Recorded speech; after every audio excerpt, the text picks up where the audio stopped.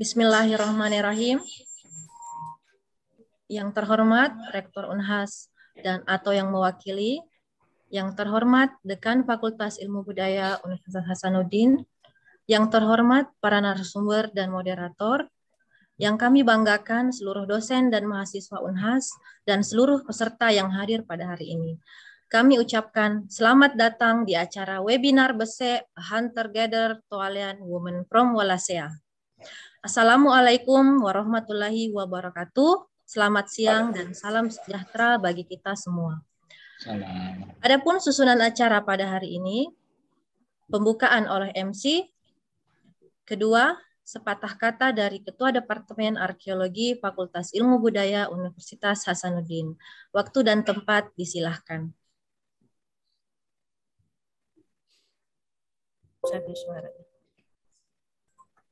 Baik, terima kasih moderator. Terima kasih MC.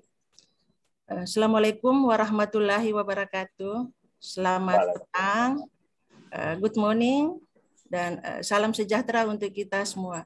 Yang terhormat Rektor dalam hal ini, Rektor Universitas Hasanuddin dalam hal ini diwakili oleh Wakil Rektor Bidang Perencanaan, Keuangan, dan Infrastruktur, Profesor Insinyur Sumbangan Baja, MPhil, PhD.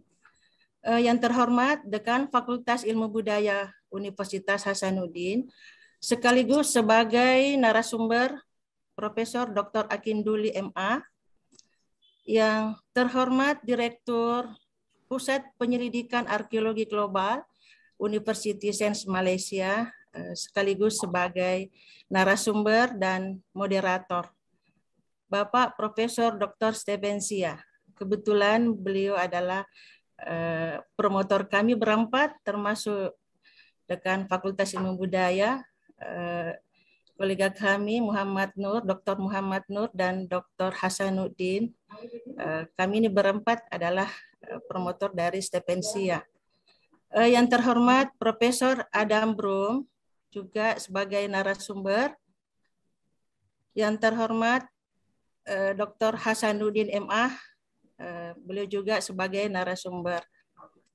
Yang kami hormati para wakil dekan Fakultas Ilmu Budaya, para peserta webinar, kami ucapkan juga selamat bergabung teman-teman dari Malaysia dan Australia dalam webinar dengan tema BESE Hunter Gather Toalian Women from Wallacea.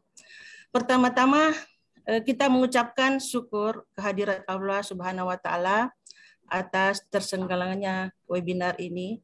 Semoga dapat berjalan lancar, memberikan pengetahuan baru buat kita semua.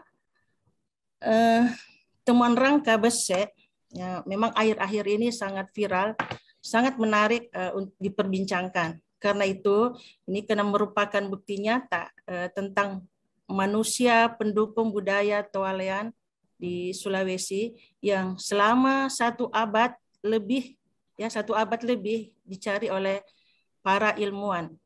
Menurut kami bahwa sumbangan temuan rangka BESE di dunia ilmu pengetahuan berimplikasi pada bagaimana pemahaman baru tentang garis keturunan evolusi manusia. Bagaimana jalur migrasi manusia, DNA atau ras nenek moyang bangsa Indonesia. Dan terutama penulisan sejarah kebudayaan dan peradaban bangsa Indonesia.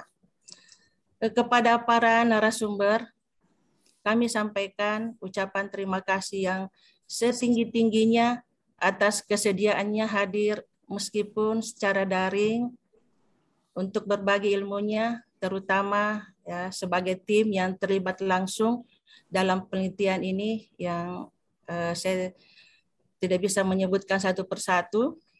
Demikian pula kami menyampaikan ucapan terima kasih atas kerjasama yang luar biasa, terutama kepada Bapak Profesor Dr. Stepensia dari University Sains Malaysia yang telah membiayai ekskavasi di situs Liang Paninge, itu kalau tidak salah sejak tahun 2015.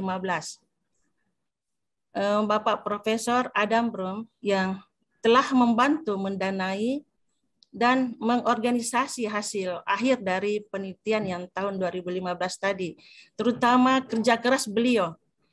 Bagaimana beliau membawa sampel dari Makassar ke Jerman ya untuk analisis di laboratorium Max Planck Jerman.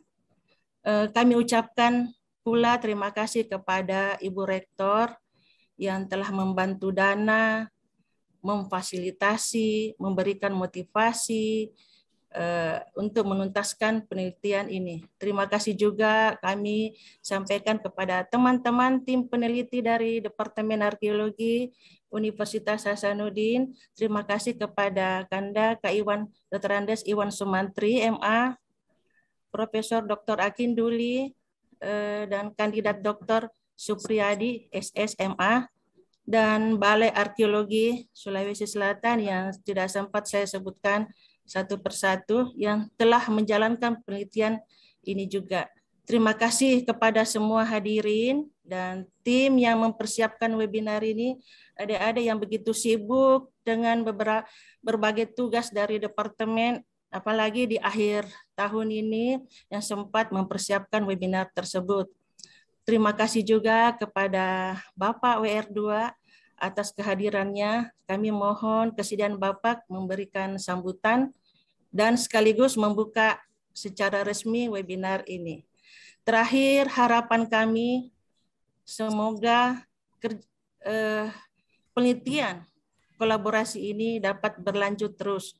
Amin. Terutama antara Arkeologi Universitas Hasanuddin dan Pusat Penyelidikan Arkeologi Global USM serta Griffith University, begitupun juga para balar, BPCB, Puslit Arkenas, dan lembaga-lembaga lainnya. Demikianlah sambutan kami. Lebih kurangnya mohon dimaafkan. Assalamualaikum warahmatullahi wabarakatuh. Waalaikumsalam warahmatullahi wabarakatuh. Terima kasih kepada Ketua Departemen Arkeologi Fakultas Ilmu Budaya Universitas Hasanuddin. Selanjutnya, sambutan sekaligus pembukaan oleh Rektor Universitas Hasanuddin. Dalam hal ini diwakili oleh Wakil Rektor Bidang Perencanaan, Keuangan dan Infrastruktur, kepada Bapak Profesor Insinyur Sumbangan Baja, MPhil, PhD. Disilahkan. Baik, terima kasih. Thank you very much. Bisa dengar suara saya? Bisa, bagus Prof. Bagus. Jelas, Ya. Prof. Assalamualaikum warahmatullahi wabarakatuh. Alhamdulillah kita bisa bertemu pada siang hari ini dalam rangka untuk mengikuti webinar yang cukup strategis topiknya ini. Baiklah, saya akan gunakan bahasa Inggris karena saya lihat beberapa anak-anak kita dari Australia, dari Malaysia juga hadir. The Honorable Dean and Vice Dean, Faculty of Cultural Science, Hasanuddin University, Head of Study Program, Archaeology, Faculty of Cultural Science, Hasanuddin University, the Honorable Chairman of Senate, Faculty of Cultural Science, Hasanuddin University, distinguished speakers, especially Bapak Profesor Dr. Stephen Chia, the Director Center for Global Archaeology Research, University Science Malaysia, and Bapak Professor Akin Duli is the Dean of Cultural Science, and also our speaker this afternoon. And Professor Adam Brum from Australian Research Center for Archaeology, I think. Australian Research Center, Archaeology Research Center, South for Human Evolution. In Australia, Dr. Hasanuddin, Archaeological Research Center, South Sulawesi Province, distinguished guests, ladies and gentlemen. First of all, I'd like to welcome you all to the international webinar held by Faculty of Cultural Science, Hasanuddin University. And our topic today is very interesting. Besse, a hunter-gatherer Tualayan woman from Wallacea. This webinar has been well organized by the Faculty of Cultural Science, Hasanuddin University. Of course, this webinar will give a very much contribution to the research in this university, in Hasanuddin University, to be developed not only in the study program within the Faculty of Cultural Science, I think, but also in other faculty like in social science and also anthropology, or even I think in geology in Faculty of Engineering in this university. The first key issue in this webinar is to discuss about hunter-gatherer Tualayan woman from Wallacea region. As we all know that Sulawesi Island is one of the very big region within the Wallacea region. Of course, it will tell us about the oldest human occupation in this region. The Wallacea archipelago actually, to date, provide an extraordinary laboratory for the student and also for the lecturer, I think, for the study of human colonization and also adaptation, as has been done by Wallacea.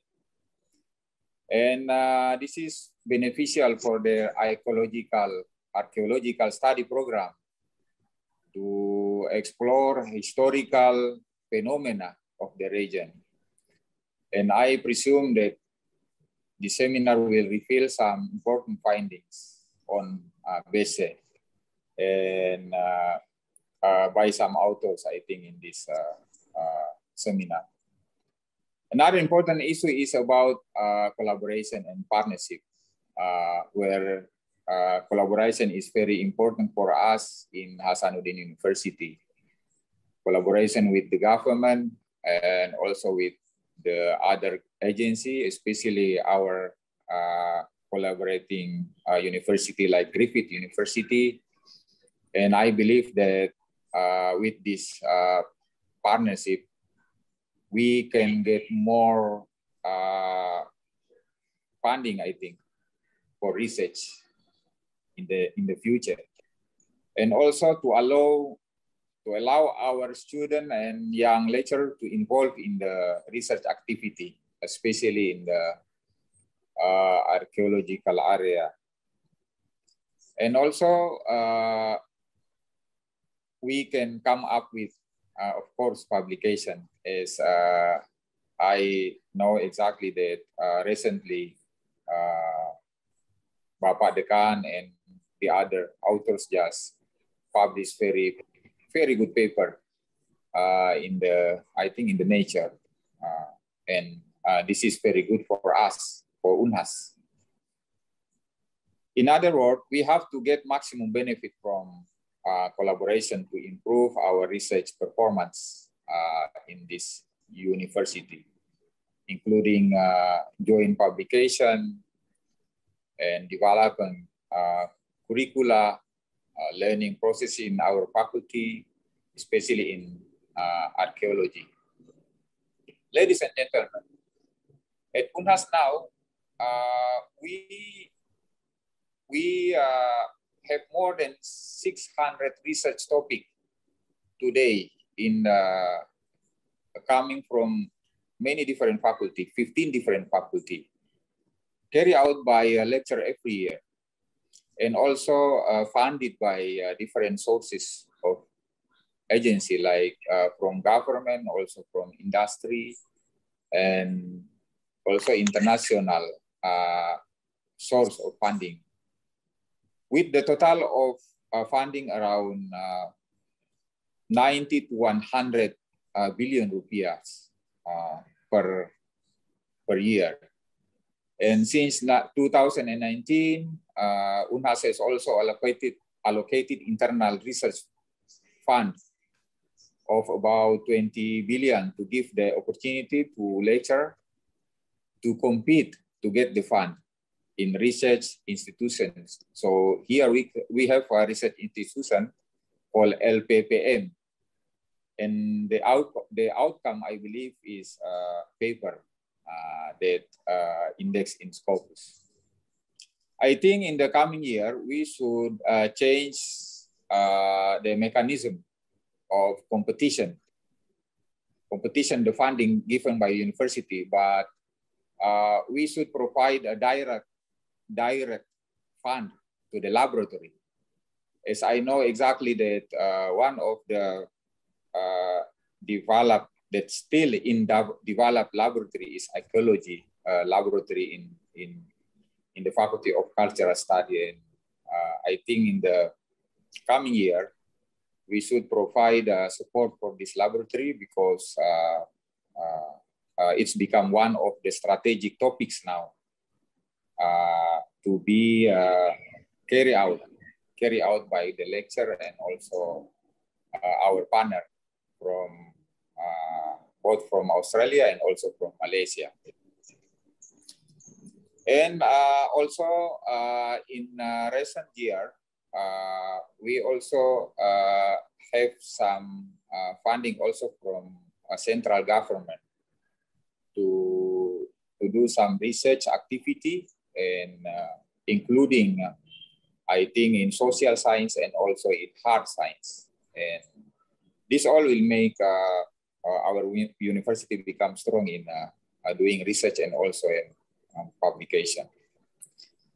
Ladies and gentlemen, I think this seminar will give us a lot of, I think, new information about BESE and also human history in Walase region.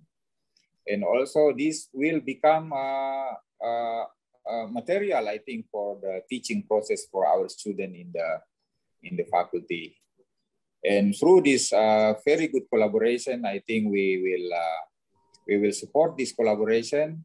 And I think in one day, Pak Dekan, we can together go to Malaysia and also in Australia to learn some research that being done there, and then also we can make collaboration to make this network becoming strong. And finally, I would like to thank the organizing committee of this webinar, and also especially for the study program of archaeology that has organized this webinar very well. And then I see that quite a lot of participants in this time. And we hope that the event like this could be continuously done by the faculty and also study program. So our research in this university becomes strong, and especially the output of the research and also the publication become more and more. So the performance of our research here is become strong. And finally, once again, I would like to thank our prominent speaker, Professor Stephen and Professor Broom. Thank you very much to join us in this webinar, and enjoy your webinar, enjoy your discussion. In the name of Allah, Bismillahirrahmanirrahim, I declare that international webinar, BESE, a hunter-gatherer, tolerant woman from Walase, organized by the Faculty of Cultural Science, Hasanuddin University, is officially open. Thank you very much. Wassalamualaikum warahmatullahi wabarakatuh. Waalaikumsalam warahmatullahi wabarakatuh. Terima kasih kepada Bapak Profesor Sumahan Baja. Selanjutnya, sebelum kita memasuki acara inti, kami minta waktu sejenak untuk berfoto bersama. Mohon mengaktifkan kamera. Silahkan host mengambil gambar. Siap, silahkan. Mohon diaktifkan kameranya. 1, 2, 3. Oh ya. 1, 2, 3. 1, 2, 3. 1, 2, 3. Oke, sudah. Terima kasih, host. Acara berikutnya, pemaparan materi panel yang akan dipandu oleh Profesor Dr. Stephen Sia, Director Center for Global Archaeology Research, University Science Malaysia. Dengan narasumber pertama, Profesor Dr. Akinduli, MA, arkeolog, Dekan Fakultas Ilmu Budaya, Universitas Hasanuddin. Narasumber kedua, Profesor Adam Broom, arkeolog, Australian Research Center for Human Evolution, dan Dr. Hasanuddin, arkeolog, Balai Arkeologi Provinsi Sulawesi Selatan. Setelah pemaparan materi panel, dilanjutkan dengan diskusi. Baiklah, selanjutnya acara kami serahkan kepada Bapak Profesor Dr. Stephen Sia. Terima kasih atas perhatiannya. Selamat berwebinar. Terima kasih, Cik Yusriana ya. Boleh dengar? Boleh, bagus, Prof. Ya. Ya. Lebih dahulu saya nak ucapkan terima kasih kepada Unhas atas kerjasama ni untuk webinar ni, dan tujuan sebenarnya webinar ni adalah untuk, saya sudah bicara dengan Pak Akin, untuk supaya semua dosen, pelajar dan yang berminat tentang arkeolog di Indonesia dan Malaysia boleh tahu tentang BESI ini, penemuan yang sangat penting ya. Jadi sebelum ni saya dah dengar banyak webinar dan ceramah serta diadakan di luar negara ya, selain dari Indonesia dan Malaysia, tapi dalam bahasa Inggeris. Jadi webinar ni dituju khas ya untuk dosen, pelajar dan peminat arkeolog ya di Indonesia dan Malaysia ya. Sebab pembicaranya kebanyakan dalam bahasa Indonesia dan Malaysia ya. Jadi terlebih dahulu saya nak ucapkan terima kasih kepada Unhas khususnya untuk atas jemputan ni jadi moderator dan speaker, dan kepada ketua Departemen Arkeolog Dr. Rosmawati ya, dan Dekan Fakultas Ilmu Budaya Dr. Profesor Akinduli, dan khusus sekali ya kepada rektor ya, rektor wakil rektor Unhas Bapak ya, Bapak Profesor Sumbangan Baja juga ya. Yang pertama kali bertemu Bapak ya. Ya, siap ya, Pak. Saya harap pun bisa bertemu lagi di Malaysia nanti ya. Ya, insyaallah Pak. Ya, insyaallah. Prof, ya. Dan kepada rakan-rakan saya, Prof. Adam Broom dari Australia, Dr. Hasanuddin daripada arkeolog Bala Sosial ya. Jadi saya difahamkan setiap speaker diberi 20 minit, diikuti dengan sesi soal jawab ya. Jadi saya sebagai moderator saja, jadi kalau ada soalan pun saya bisa tolong jawab nanti. Saya terlibat secara ringkas, saya terlibat dengan ekskavasi BESI ini pada tahun 2015 ya, bersama Pak Akin dan sebagainya. Jadi kita mula membuat ekskavasi di situ-situ ya. Menengge itu 2015 dan untuk 2 minggu kalau tak silap saya, dan pada penghujung ekskavasi baru kita menemui rangka itu, kepalanya. Jadi itu pun sudah habis dana, habis masa, dan terpaksa kami tutup semua. Dengan saya sudah bincang dengan Pak Akin, macam mana sudah ketemu ini. Jadi kita diam saja di sini. Saya pun bilang sama Pak Akin dengan rakan-rakan Pak Hasanuddin semua supaya selamat di dalam tanah lebih bagus. Kita tutup saja dengan tanah dan cari dana lagi dan cari pakar-pakar yang bisa kaji semua ni dan balik kembali ke situs kemudian, ya. Jadi itu pun seterusnya kali alhamdulillah kita dah dapat dana dengan bantuan UNHAS, sambung lagi dengan Australia dibantu lagi. Jadi sampai sekarang lah, ya, berjaya dikeluarkan rangka itu yang sangat penting, ya. Masa penemuan tu Pak Akin dan kami sudah tahu ini sangat penemuan yang sangat penting, ya. Sebab situs budaya dia berasosiasi dengan Maros Point, ya, yang dan memang budaya Taulian itu. Dan budaya Taulian memang tidak pernah ada jumpa bukti-bukti manusia, ya, kerangka manusia. Jadi satu jumpaan yang memang sangat penting, ya, kita tahu. Jadi saya pun bersyukur kita dapat keluarkan rangka itu dengan selamat, dan lagi bagus dapat DNA dari rangka yang sudah lama ini, ya. Okey, tanpa membuang masa lagi, saya ingin jemput speaker pertama Pak Akin dulu, ya, untuk membicarakan tentang lebih lanjut tentang penemuan ni. Silakan Pak Akin, ya. Ya, terima kasih Prof. Izinkan saya untuk membagi materi.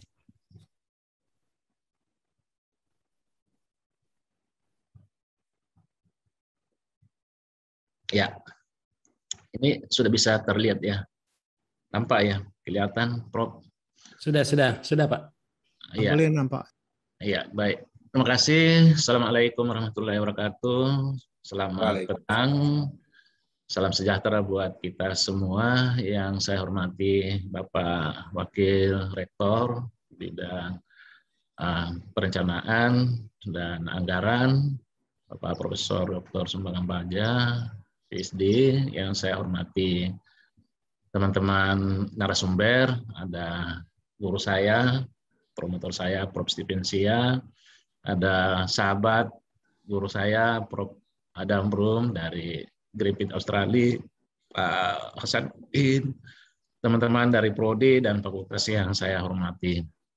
Izinkan saya untuk membicarakan sedikit tentang BSE ini, ya, yang telah kita teliti. Alhamdulillah, Prof. Stipensia cakap ke saya bahwa kita mesti membawakan dalam bahasa Melayu, baik Indonesia maupun Melayu Malaysia. Karena kebanyakan yang hadir ini adalah dosen-dosen, mahasiswa, dan pencinta budaya yang berasal dari Indonesia dan Malaysia. Sayang bahwa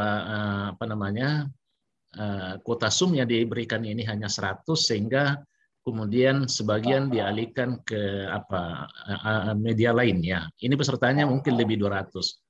Ya, karena tadi malam sudah mendaftar full 100. Akhirnya dibukakan dengan sistem lain untuk bisa diakses. Ya, terima kasih Prof. Stephen. Ya, hasil penelitian ini seperti kita sudah tahu bahwa sudah dimuat di jurnal, ya, paling baik di dunia ini.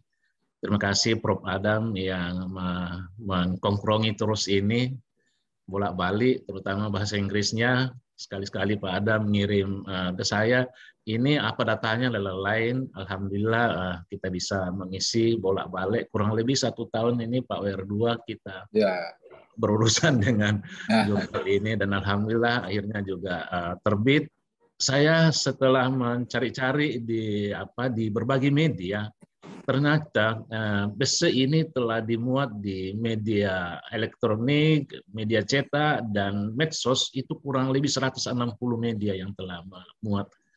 Ya, saya kira Prof. Adam juga capek dihubungi terus oleh banyak media. Saya juga demikian, banyak sekali yang ingin wawancara termasuk dari luar negeri, ya. Dan yang paling banyak mendapat perhatian ini seperti dari Prancis, ya, karena mungkin dengan budaya yang sama, lukisan-lukisan indigo juga banyak terdapat di sana. Ya,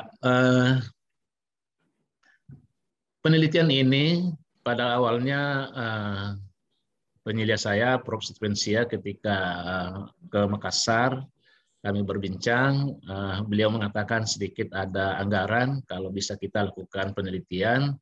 Dan akhirnya kemudian setelah kita jalan-jalan survei, kita ketemu situs ini, juga sudah sebelumnya memang pernah disurvei oleh teman-teman dari Balai Arkeologi maupun dari teman-teman dari Unhas. Dan akhirnya kemudian kita sepakat mengadakan penelitian di sini. Memang awalnya yang kita tuju adalah bahwa pertanyaan siapa sih orang Toalen ini?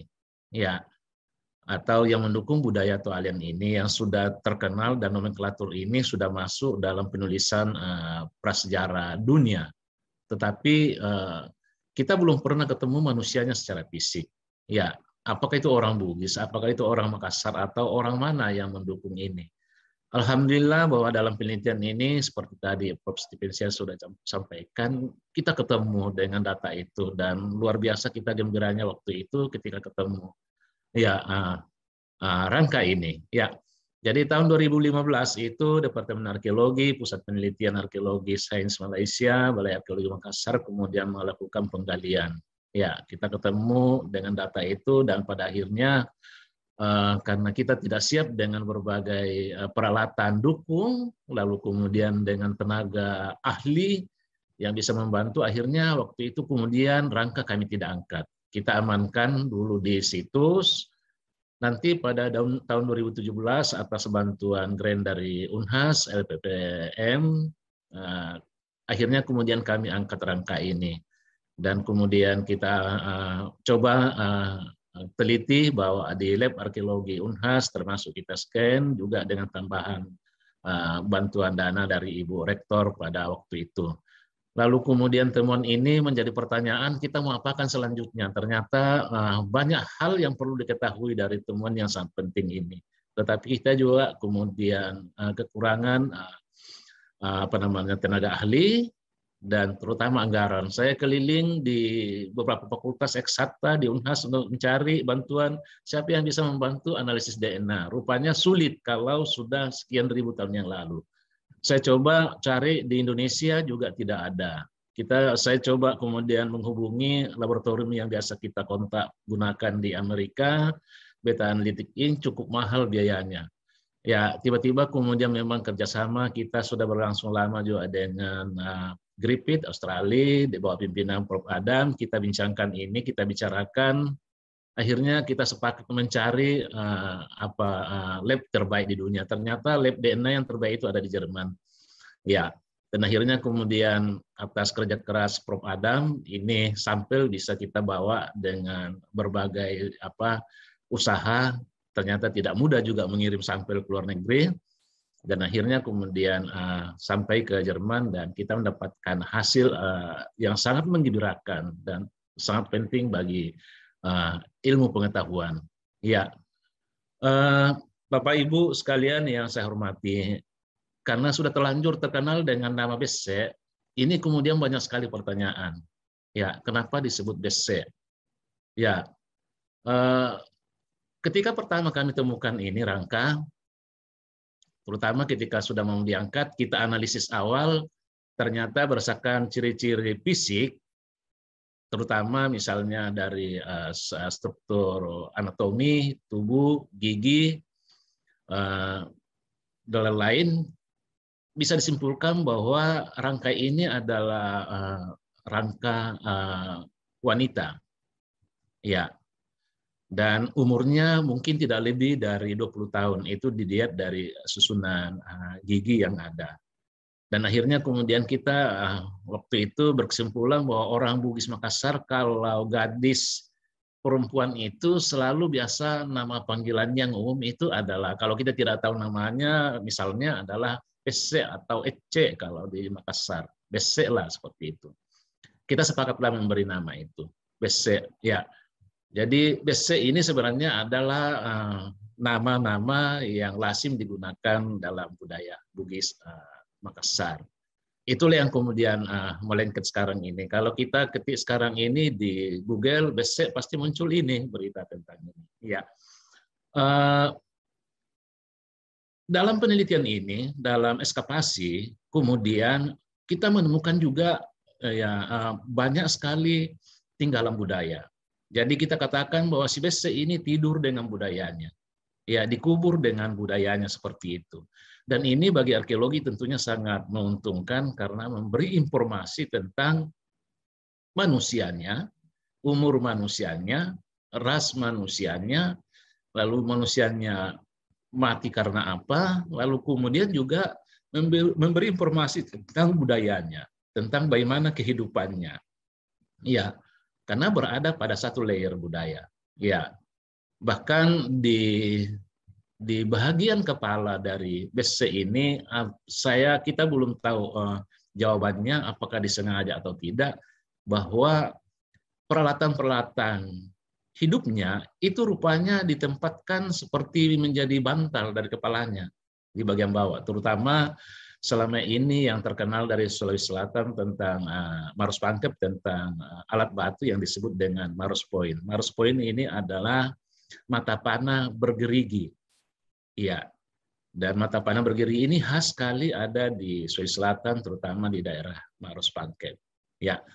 Jadi pertanyaan tentang Maros Point dan tualen kompleks teknologi yang itu sudah masuk dalam catatan-catatan prasejarah baik di Indonesia, di Asia Tenggara, di dunia. Kita bersyukur bahwa ketemu dengan manusia pendukungnya seperti itu. Nah, inilah kemudian menjadi sangat penting temuan rangka ini. Nah,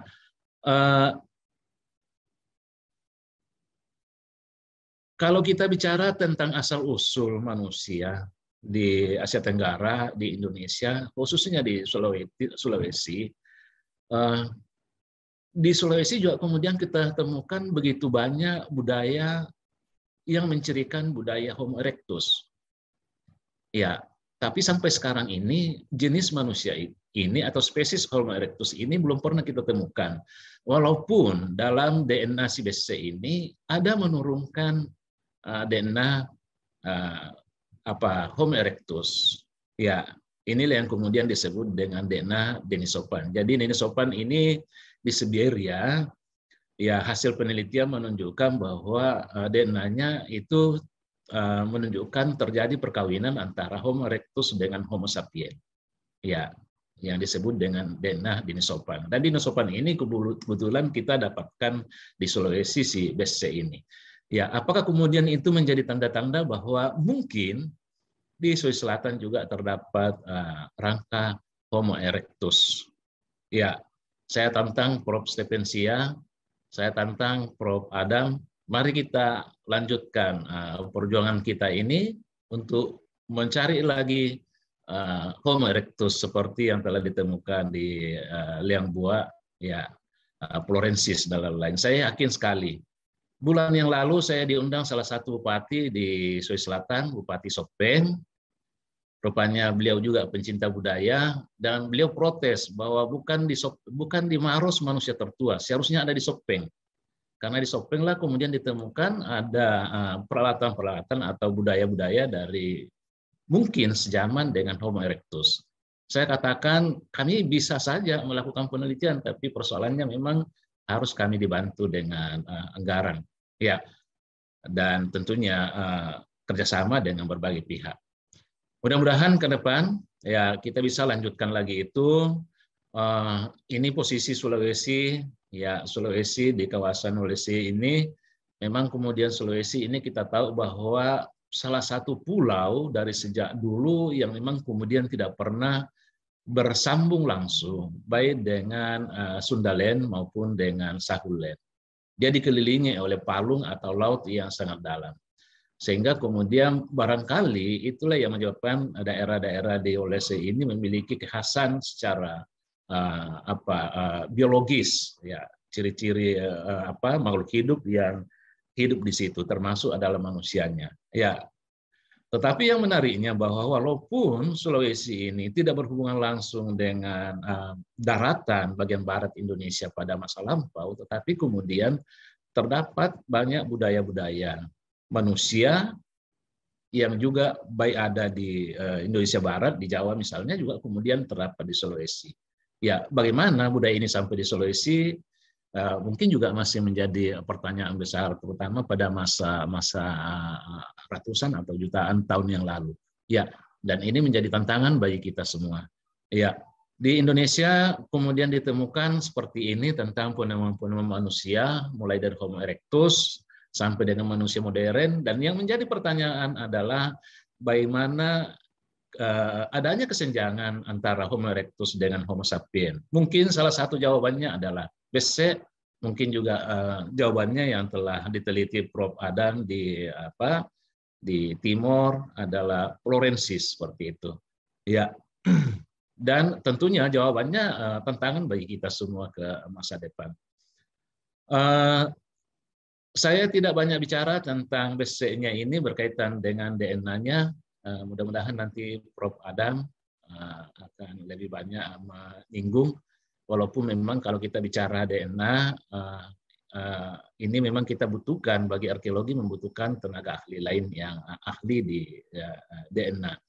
Ya, ini juga menjadi pertanyaan banyak teman-teman. Kok bisa arkeolog ini bicara DNA seperti itu? Saya katakan bahwa tentunya memang dalam penelitian kalau kita butuhkan penelitian arkeologi, kita butuhkan bantuan bidang ilmu yang lain.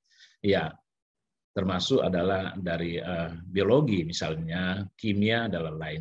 Ya. Nah, temuan yang tertua tentang ras atau DNA Denisovan ini berada di daerah Siberia. Denisovan sebenarnya ini ada nama situs gua juga sebenarnya. Ditemukan di sana ada rangka, terutama bagian gigi kalau nggak salah pada awalnya ditemukan, dan kemudian dari hasil tes DNA diketahui bahwa manusia Denisovan ini itu menyimpan DNA baik manusia modern maupun manusia purba. Jadi mungkin terjadi perkawinan seperti itu pada masa lampau. Lalu kemudian dia menyebar ke berbagai wilayah. Taruhlah seperti ini kemungkinannya, karena di manusia yang modern sekarang juga ini, misalnya di Papua dan penduduk asli Australia juga kemudian memang menyimpan kandungan DNA Denisovan.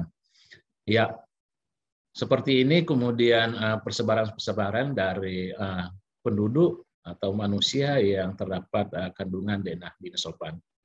Ya.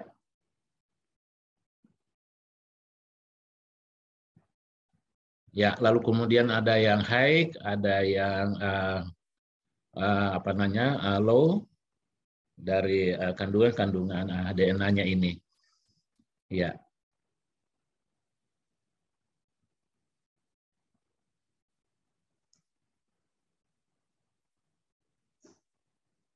Nah, ini adalah proses penyebaran dari manusia yang kalau sampai sekarang ini kita masih kuat menganut teori bahwa baik manusia purba maupun manusia modern semuanya asalnya dari Afrika. Lalu kemudian inilah yang disebut dengan teori out of Africa. Ya, kemudian seperti di Asia Tenggara, Indonesia dan beberapa wilayah yang lain sampai ke Pasifik juga ada pendatang lain, yaitu ras Mongoloid yang belakangan disebut dengan bangsa Austronesia, juga yang diperkirakan berasal dari Taiwan pada awalnya, ya, dari Cina Selatan, Taiwan, dan kemudian menyebar ke berbagai wilayah. Ya. Nah, mungkin ini saya ambil dari sumbernya dari Nature juga ini tentang bagaimana perkawinan manusia pada masa lampau seperti ini. Lalu kemudian Denisovan ini juga kemudian menurunkan misalnya gen pada ras-ras Melanesia dan termasuk ras penduduk asli di Australia. Ya.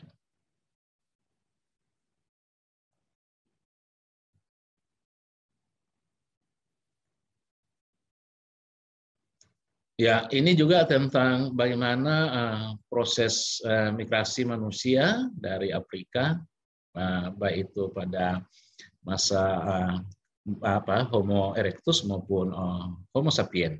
Ya.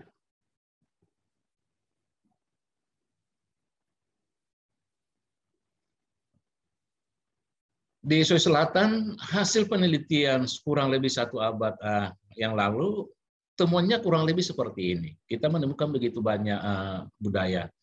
Ya, tetapi yang paling menarik adalah temuan lukisan yang ada di dinding-dinding gua. Prof. Adam dan tim dari Australia kemudian intensif melakukan penelitian ini.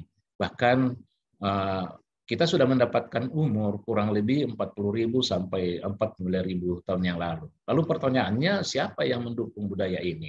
Ya, rupanya mulai terkuak sedikit-sedikit tentang manusia pendukung ini. Salah satunya kita yakin adalah BC.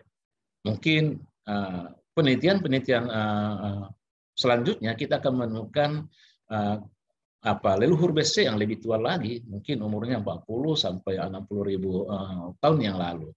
Ya, tetapi yang jelas kita yakin pasti ada BC-BC yang lain yang ada di daerah terutama Maros Pangkep, mungkin kemudian Sopeng dan tadi juga ada videonya saya lihat tentang Bone di Bontecani. Ya. Moderator, mungkin habis waktu saya. Boleh lagi, boleh cepat sedikit Pak Akin. Ya. Oke, mungkin saya langsung ke beberapa hal kesimpulan sementara yang bisa dibincangkan dari ini. Ya, ini proses ketika di lab kita di scan. Orang ketawa di rumah sakit ketika rangkai ini dibawa di scan, dia pikir apa? Ya, lalu hasil seperti ini dari Max Planck tentang hasil analisis umur antara 7.200 7.300 tahun yang lalu, umur dia ketika meninggal antara 18-20 tahun, dan kemudian DNA yang menarik adalah bahwa ya, ada DNA Denisovan seperti itu. Ya, hasil dari ekstrak DNA dari tulang Petrus dari BC ini, ya, yang berumur 7.300 sampai 7.200 pp, menunjukkan bahwa di Sulawesi, terutama di Sulawesi Selatan, ada area Maros Pangkep pada khususnya, terdapat suatu temuan yang menarik, terutama tentang kandungan DNA-nya, bahwa selama ini mungkin belum pernah ditemukan manusia yang seumur ini yang kemudian mengandungi DNA Denisovan. Temuan ini menurut saya sangat penting, terutama berkaitan dengan penulisan sejarah, kebudayaan, sejarah peradaban kita, terutama yang berkaitan dengan garis evolusi dan migrasi manusia di kawasan Asia Tenggara. Sehingga tentunya barangkali ini adalah penemuan awal dan perlu kita untuk selanjutnya melakukan kerja-kerja penelitian yang lebih intensif lagi untuk bisa memberikan kita gambaran yang lebih jelas tentang bagaimana proses evolusi itu dan bagaimana proses migrasi manusia itu, terutama di Asia Tenggara. Dari Sulawesi ke Pasifik misalnya, sampai ke Melanesia, dan sampai ke Australia. Ya, saya kira itu yang untuk sementara dari saya, Prof. Mungkin nanti kita bisa diskusikan lagi. Saya kira Prof. Adam juga akan lebih detail lagi untuk bisa memberikan gambaran kepada kita tentang hasil penelitian ini dan barangkali rencana-rencana kita ke depan untuk penelitian selanjutnya. Terima kasih, Prof. Demikian dari saya kembalikan ke Prof. Ya, terima kasih Pak Akin. Ya. Dan ada soalan dari penonton, Yusriana. Ya, Belum ada, Prof. Ya. Mungkin sekalian. Sekalian ya. Mungkin sekalian di akhir, Prof. Sekalian boleh juga ya. Ya, Jadi Prof. tanpa membuang masa lagi, saya jemput Prof Adam ya untuk meneruskan pembicaraan webinar ini tentang BC. Ya. Bisa. Ya. Oke, saya siap. Terima kasih, Prof. Stefan. Ya. Oke, bagaimana share? Oke.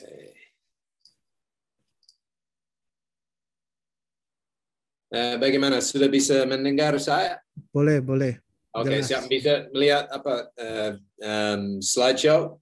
Bisa, Prof. Oke, siap. Maaf, saya harus minta maaf kalau semoga semuanya tidak marah kalau saya bicara di dalam bahasa lokal karena sudah 2 tahun saya belum saya tidak pergi ke Indonesia dan bahasa Indonesia saya sudah hancur. Hopefully it is okay for everyone listening. It's okay. We can help translate if there's any question later. Okay, thank you very much, Prof. Stefan. Okay, well, look, Prof. Akin has already given us a very interesting tour of the early human prehistory of this exciting part of the world. So I won't go into the earlier history, which I think has been well covered already. I'll predominantly focus on the story of the Tuwalians, but in particular, and this is showing my own bias here, my own ethnocentrism, if you like, because I would like to explain a little bit about, or discuss a little bit about, why Australian archaeologists are so interested in the Tuwalian, and in particular why researchers in Australia have long been drawn to South Sulawesi, both to understand the unique human story of that fascinating part of the world, but also to see what it can tell us about the early human story in Australia. And the Tuwalians have a very big and important role to play in that Australian-Indonesian story. My apologies. So yeah, a little known fact that the oldest continuous area of scientific collaboration, of research collaboration involving Indonesians and Australians actually revolves around prehistoric archaeological research into the Tuwalian culture. Okay, and this is from a great Australian archaeologist with a long association with South Sulawesi culture, Prof. Campbell McKnight, in a recent paper from him, pointed out, I think we're talking, before World War II, so we're talking dating back to the 1930s. There hasn't been any earlier collaboration, between scientists in Indonesia and Australia. It's all about the Tuwalian, and I find that fascinating. So what is the Tuwalian? I'm sure most of our audience is already familiar with this culture, but it's an archaeological culture so far only identified in one part of southwestern Sulawesi. So it's budaya arkeolog ini cuma menemukan di dalam provinsi Sulawesi Selatan. There is no other evidence for the archaeological artifacts attributed to the Tuwalian anywhere else in the region. Nowhere else on the island of Sulawesi, and nowhere else in Indonesia or elsewhere in the region. It seems to have been a localized hunter-gatherer culture that appears around about 8,000 years ago in the archaeological sites in South Sulawesi. And it's in particular characterized by these beautiful stone arrowheads, some sort of projectile points known as Maros points. And they have these gigi along the sides, like sepertinya gigi, these denticulations. These here, Maros points. And it's also another characteristic feature of the Tuwalian are backed microliths, complex stone tools that are very small in size, and which were probably hafted as parts of components of tools. And we also have various bone points. Now, these artifacts seem to disappear from the region around about 1,500 years ago. So we're talking roughly, you know, like a 6,500, 7,000 year old long culture that existed in this one part of Sulawesi. Now, the Tuwalian story was first brought to light over 100 years ago when the a pair of Swiss cousins and naturalists first started to, you know, as part of the larger colonial ventures, started to do some exploring in the highlands of South Sulawesi. This is the Saracen cousins, Paul and Fritz. They were also involved in all sorts of terrible colonial consequences and impacts, unfortunately, but at least one interesting thing that came out of their research was the first European observation, as far as we're aware, or documentation of a recently known population known as the Tuwalian people. Now, in the hills of South Bone, in the Bontachani region and Lamonchong district, the Saracens encountered these people who were still living inside, or who were living inside the entrances to limestone caves and rock shelters. And they seemed to be quite culturally distinct from their neighbors, the Bugis farmers. And they also had various other attributes that the Saracens believed suggested that they were essentially the living representatives of the very first human inhabitants of Sulawesi. Now, the Saracens were very interested in the history and the origins of the Tuwala people. So they excavated some of the caves and rock shelters that they lived in, and they found these distinctive Tuwalian stone implements that we know so well today. Now, that was in the early 1900s, and subsequently, the very first interest from an Australian archaeologist in the Tuwalian culture was from a museum curator at the Australian Museum in Sydney. He was known as Fred McCarthy, and he was very interested in Australian stone tools. This was long before the development of archaeology as a professional academic discipline in Australia. But he was a museum curator, very interested in Aboriginal culture, and he was very fascinated by the apparent similarities of Tuwalian stone tools and Australian stone tools. Now, we have to remember at this early time, Europeans had, unfortunately, a very elevated sense of their own destiny, if you like, and their own culture. And in particular, they had a very low regard for the civilization and the culture of Aboriginal Australians. So in the European mindset of the time, European culture was essentially at the height of the human ladder of cultural progress, and Aboriginal culture was seen as very primitive, very simple, early reflection of an early stage in the evolution of humanity. These, of course, are outmoded and racist perceptions of human history that have long been abandoned. Now, one of the reasons that scholars thought that Australia was such a primitive culture, Aboriginal culture was so primitive, was because of the notion that Australia is geographically isolated, okay?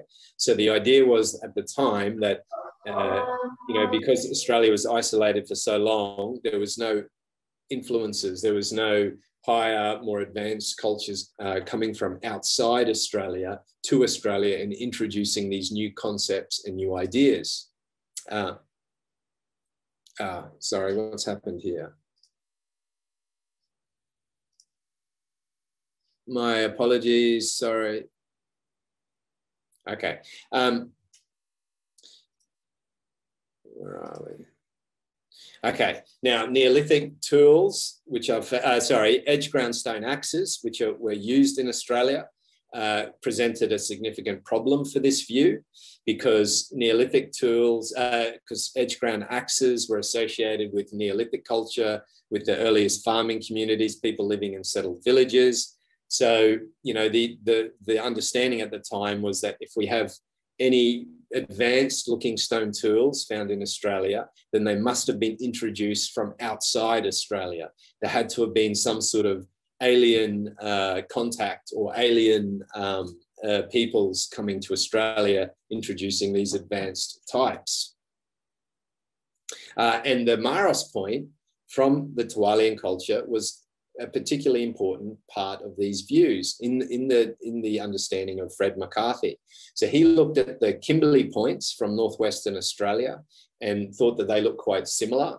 And so he was convinced that there was some sort of a connection between the Tuwalian culture and Aboriginal culture in Australia. And then the Dutch in the 1950s, in particular, the Dutch archaeologist Van Heekeren, he also excavated several Tuwalian sites in the Maros area. He also, incidentally, identified the first rock art in that region.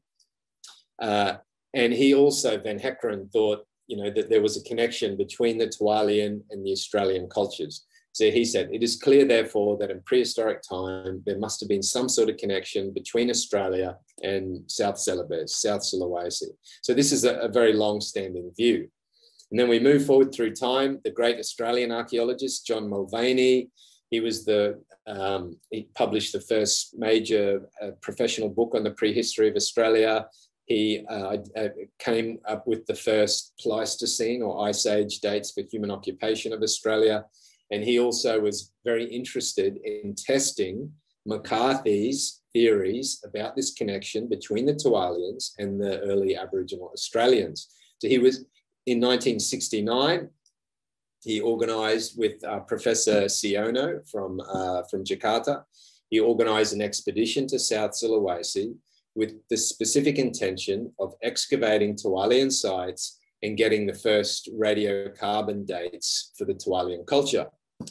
So they excavated at several sites, found some really, some of the key archaeological sequences associated with the Tuwalian, and also got the first radiocarbon dates from South Sulawesi, or from all of Indonesia at the time.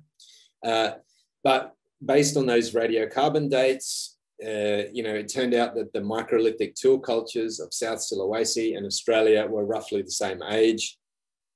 And therefore, it wasn't really possible at that time for Mulvaney's team to, determine whether there was a connection between Australia and the Tuwalian.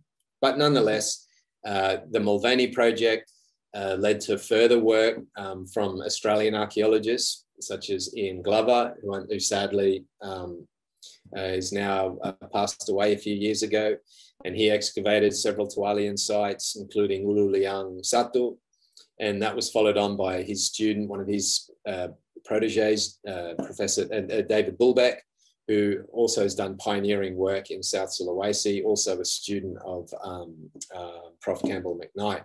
So, and of course, also collaborating closely with our many colleagues in Indonesia on these archaeological research projects into the Tuwalian culture.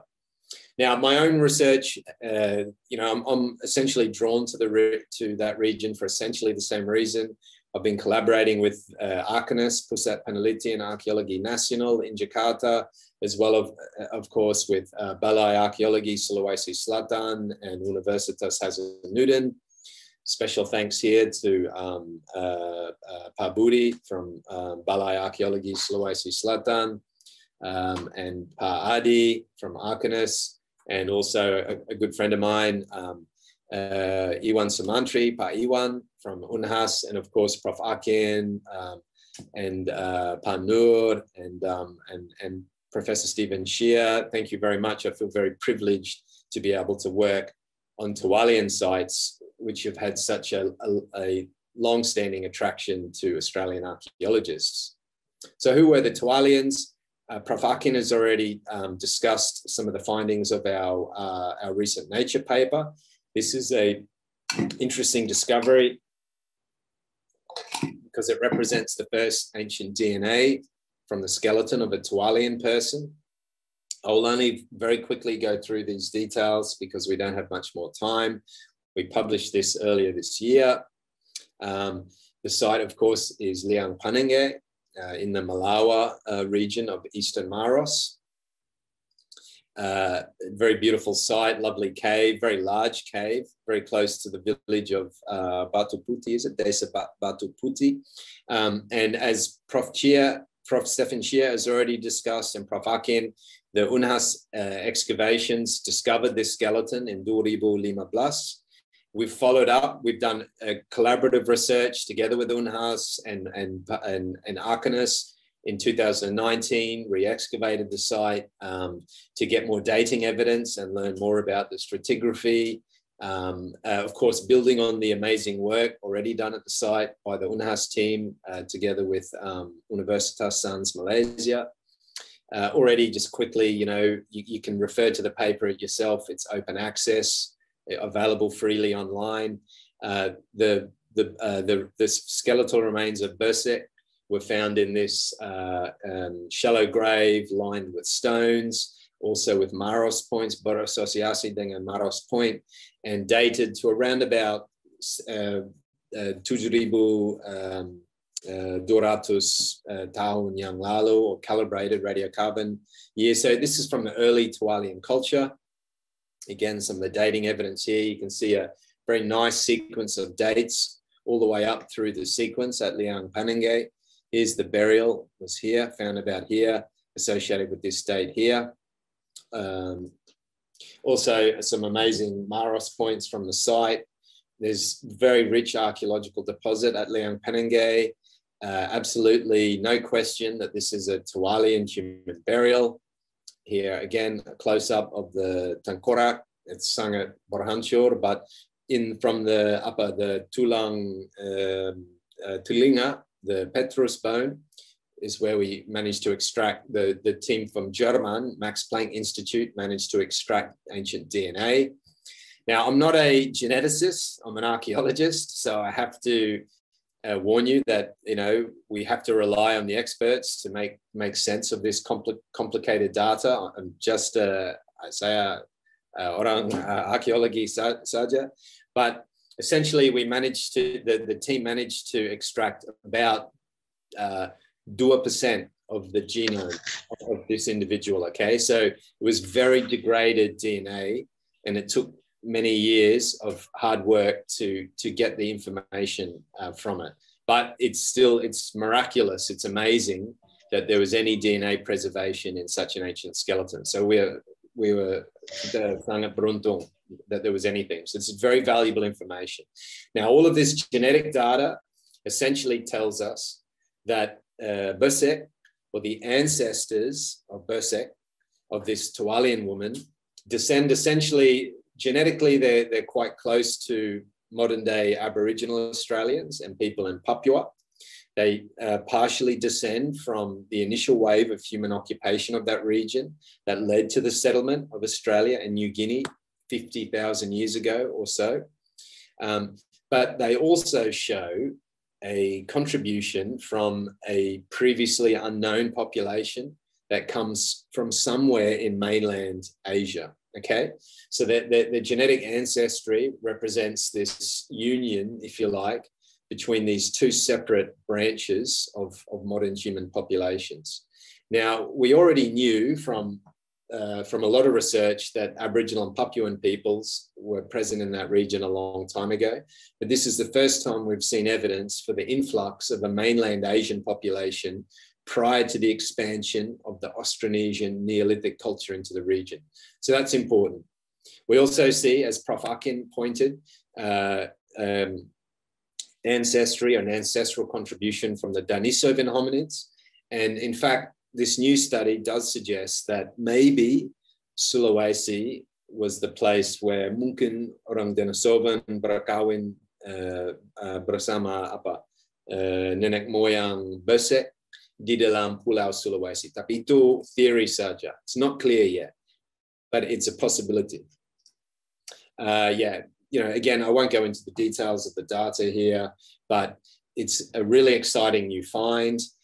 This is the first time that we can understand who the Tualian people were. But, there's still many more questions remaining.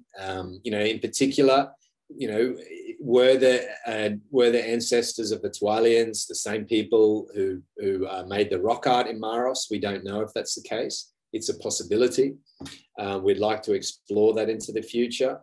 And if that is the case, if the ancestors of the Tualians made the ancient cave art in Maros, which side? Was it the Australasian Papuan side or the pre-Neolithic Asian side or both? We don't know, but these are interesting questions. And, in particular, we still want to know, what is the origin of Tualian culture itself? We understand who these people descend from. We understand who their ancestors were, but we don't know why suddenly they appear around about 8,000 years ago in South Sulawesi. That's still a big mystery. So, one of the key things the key research questions we hope to answer in the future through our collaborative research with UNHAS and our other colleagues in the region is, where did this culture come from? Why did it change so dramatically? And why is it only found in this one part of South Sulawesi, an area roughly covering 6% of the entire land area of Sulawesi? It's a fascinating problem. So look, we've got all sorts of research to be doing in the future. We're only just now finding the very first,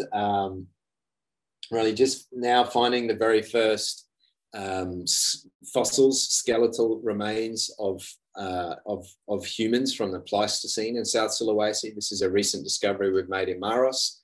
So, we hope eventually to be able to find enough fossil remains of modern humans from Pleistocene Sulawesi to compare with the Tualians, but this is still very, very rare evidence. So we hope to find more when we can continue working in that amazing part of the world.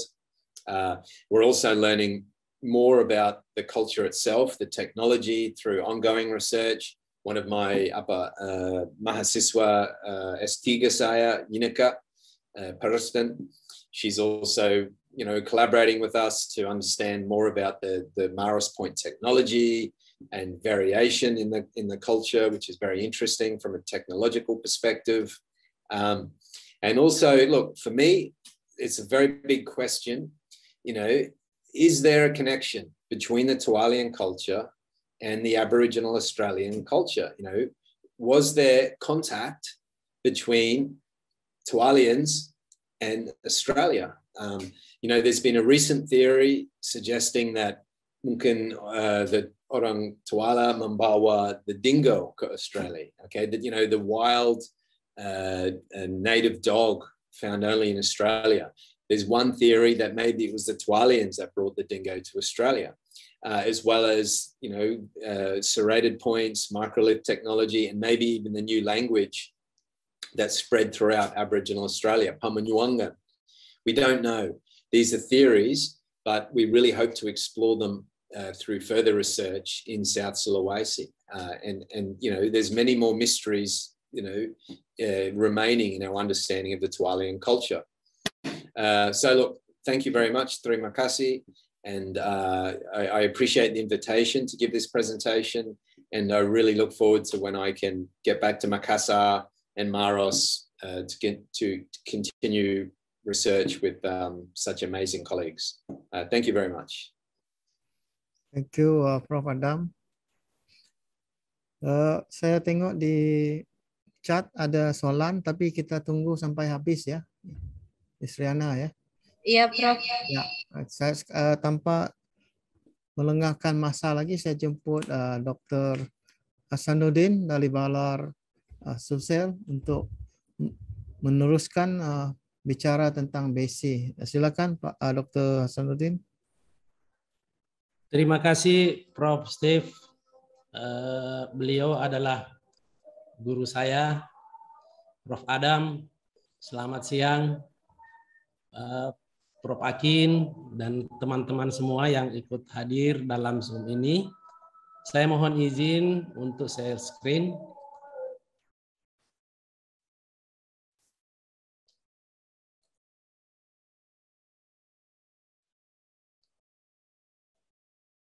Maaf Prof. Steve, apa sudah nampak Pak? Boleh jelas. Oh, ya. Suara pun jelas. Baik, terima kasih. Saya sudah dijemput untuk pembentangan ini.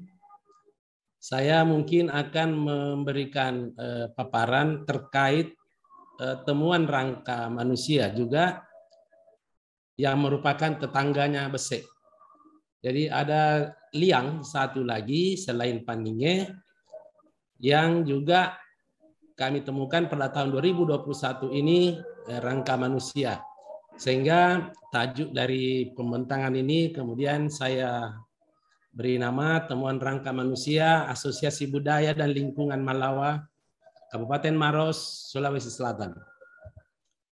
Kalau kita lihat bahwa Maros atau Malawa itu berada di sekitar 92 km sebelah timur laut Kota Makassar atau sekitar 62 km sebelah timur dari Kabupaten Maros, dari Kota Maros. Posisi geografis kawasan Malawa merupakan bagian gugusan pegunungan Kars Maros, memiliki bukti kehidupan manusia prasejarah, terutama yang hidup di gua-gua maupun di ceruk yang orang di sana bahasa lokal menyebut liang. Sedikit tentang penelitian-penelitian yang terkait dengan di Malawa. Pada tahun 2013, Balai Arkeologi Sulawesi Selatan telah meneliti situs-situs terbuka di perbukitan, yaitu fokus pada situs Neolitik Austronesia. Kemudian 2014, Balai Arkeologi Sulawesi Selatan juga melakukan ekskavasi di Liang Paninge, membuka satu kotak. Kemudian 2015, penelitian oleh Arkeologi Unhas kerjasama dengan PPAG USM, dan dalam hal ini juga melibatkan peneliti dan beberapa tenaga teknis dari Balai Arkeologi Sulawesi Selatan. 2016 penelitian lagi Balar, ekskavasi di bagian ruang dalam Liang Paninge, ini kemudian sudah terbit juga di jurnal nasional. Kemudian 2017 tim kecil Arkeologi Unas juga melibatkan salah seorang peneliti dari Balar, kembali melakukan penelitian dan mengangkat sisa rangka manusia untuk dianalisis lebih lanjut. Kemudian 2018 penelitian gua oleh Balar, 2019 juga oleh Balar, dan tim Arkeologi Unas juga kembali melakukan ekskavasi di Liang Paninge.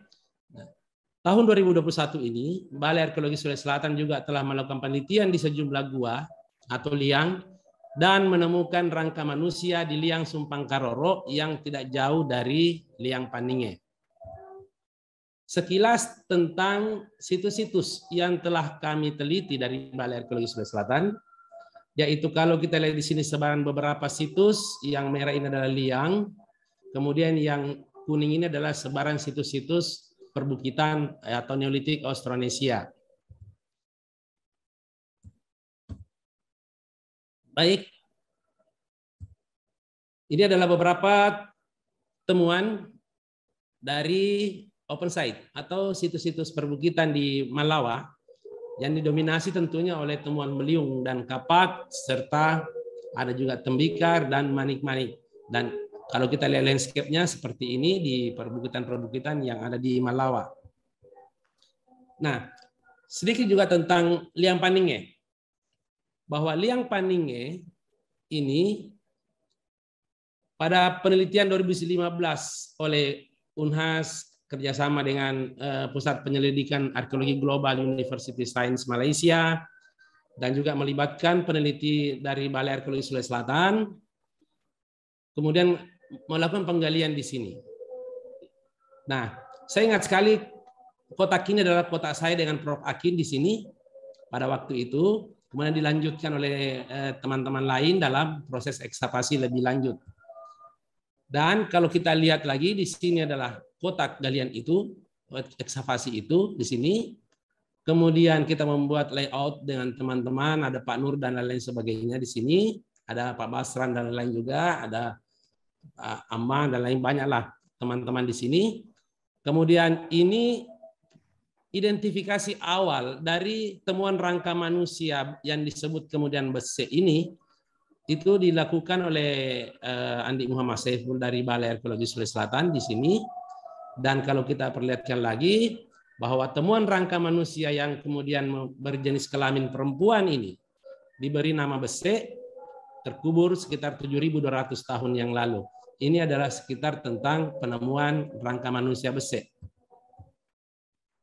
Kalau kita lihat dalam peta bahwa liang Paninge di sini adalah 7.200 tadi, kita temukan ditemukan rangka 2015. Kemudian 2021 kami mencoba memperluas survei dan melakukan ekskavasi di gua lain di sini. Kami juga menemukan rangka di sini, ya. Kemudian kami menemukan rangka di sini, daerah sini. Kemudian setelah kita lakukan analisis karbon, kita mendapatkan umur sekitar 7.400 kalibrasi BP. Kemudian selanjutnya juga di sini kami menemukan juga ada sisa-sisa gigi dan tulang jari-jari manusia. Kemudian yang paling tertua untuk situs liang di Malawa itu 10.000 di Liang Sibokoreng sini. Kemudian juga di sini 4.400 sampai 5.000 di Liang Cendana. Ini juga ada indikasi bahwa mungkin ada hunian manusia di sini karena ada gigi-gigi manusia dan juga jari-jari manusia di sini kita temukan. Jadi dari gua-gua yang kami teliti, mulai Paninge dengan Unhas, kemudian Balar di sini, juga di sini Balar dan di sini Balar, semuanya memiliki indikasi bahwa pernah dihuni dengan temuan-temuan gigi manusia yang ada di dalamnya. Ini adalah temuan kami di Liang Sumpang Karoro yang saya katakan tadi. Di sini ada gambar cadas berupa cap tangan, jadi dinding sebelah sini. Kalau kita masuk dari sini sebelah kanan, kemudian kami meletakkan kotak ekskavasi di sini, dan pada kedalaman sekitar 85-90 cm itu kita temukan rangka manusia, dan lagi-lagi juga orang yang mengidentifikasi awal rangka manusia di sini juga dilakukan oleh Andi Muhammad Saiful. Sama tadi yang mengidentifikasi awal juga di Paninge oleh Andi Muhammad Saiful. Jadi semuanya ini ada rangka kedua setelah Paninge kita temukan di wilayah Malawa.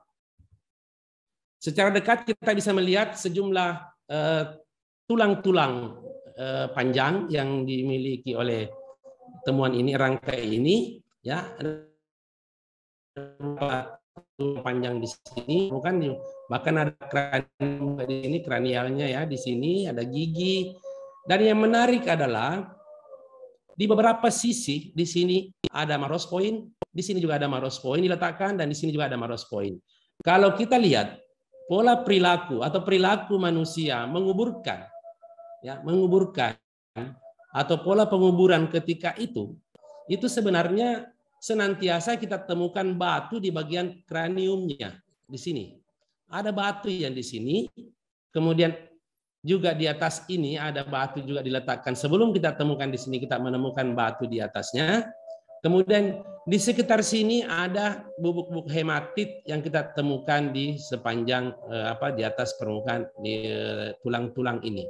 Ini mengindikasikan bahwa keseluruhan itu memiliki konteks temuan atau perilaku kebudayaan pada masa itu, pada masa 7.400 tahun yang lalu.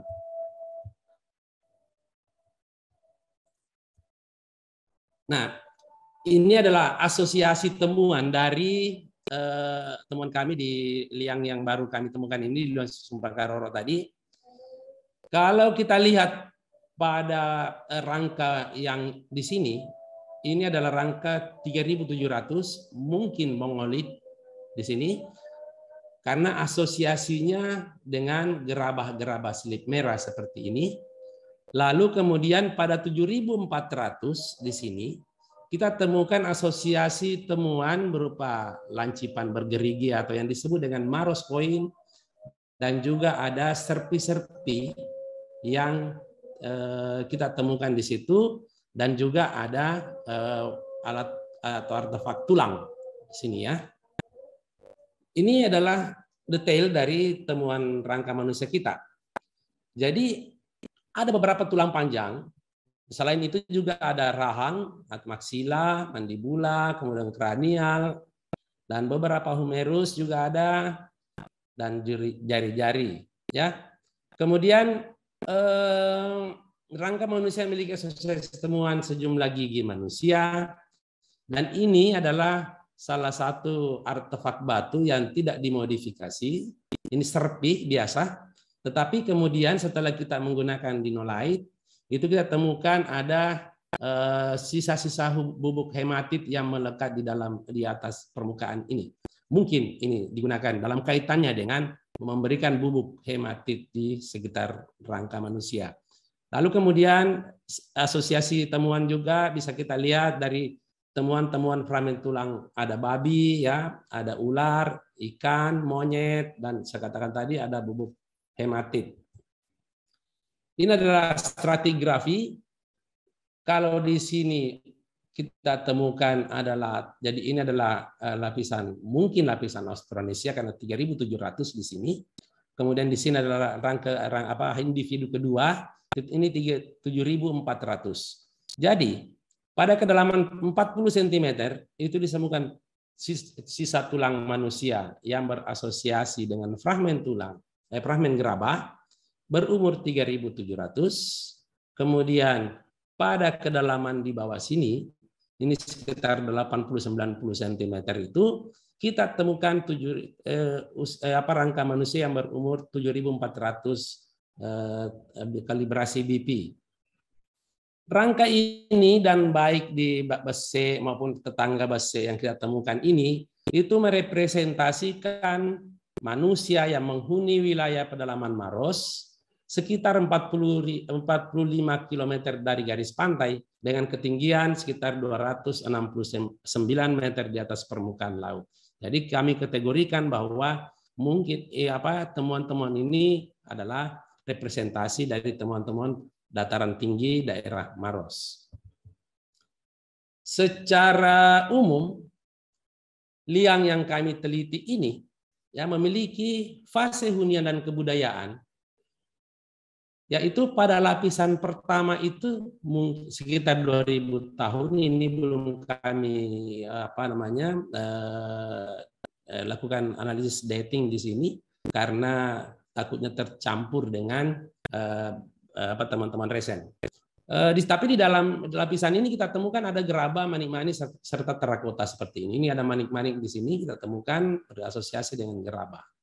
Kemudian pada lapisan keduanya itu kita temukan 3.700 ada gerabah slip merah seperti ini kita temukan, ada juga fragmen tulang dan gigi manusia.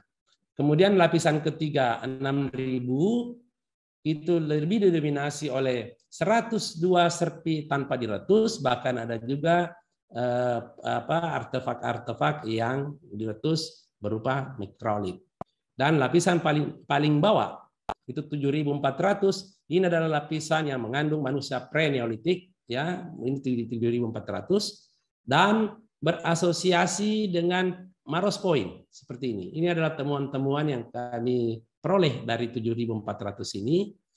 Kemudian ada juga serpi yang tidak diletus, ada tulang hewan, hematit, dan fragmen tulang binatang, ada Suscelebensis, ada anoa, monyet, ular, dan ikan. Semua di sini kita temukan pada lapisan keempat ini. Nah, kami mencoba untuk melakukan analisis dengan sampel pollen dari yang kami temukan dari beberapa lapisan-lapisan budaya yang ada di gua tadi.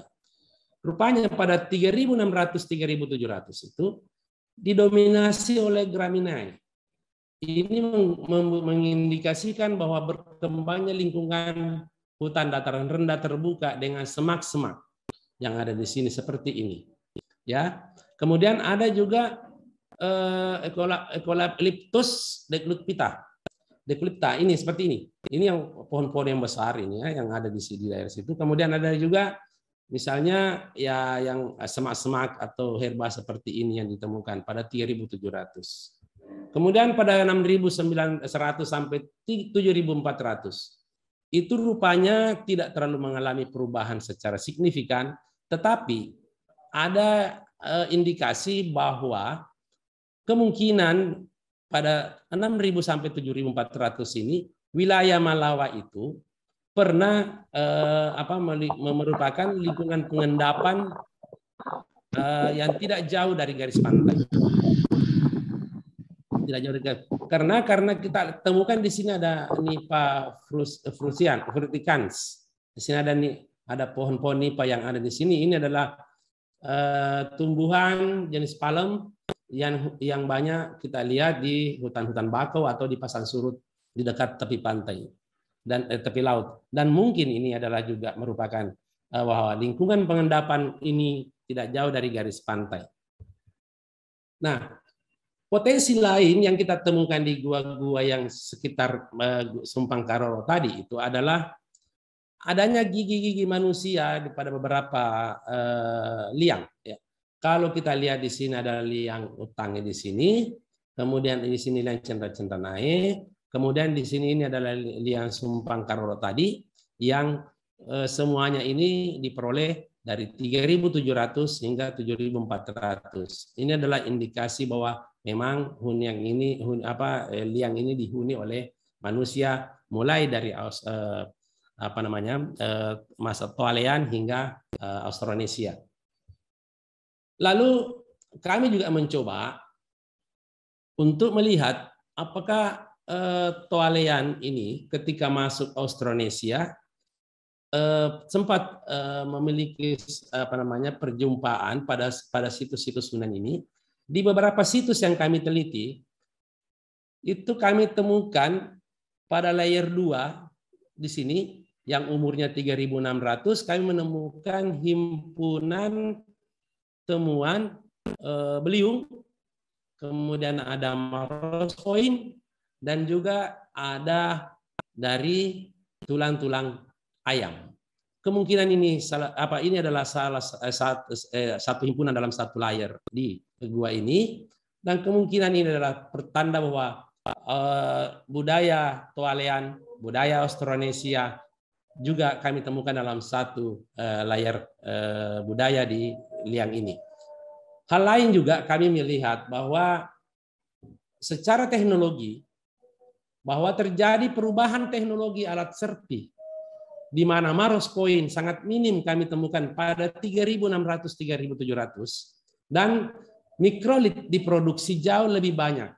Jadi ada kecenderungan mungkin itu dipengaruhi oleh tingkat subsistensi yang berbeda antara kelompok Toalean dengan Austronesia sehingga lebih mengedepankan serpi-serpi yang mudah untuk digunakan dalam kehidupannya dibanding dengan serpi-serpi mata panah.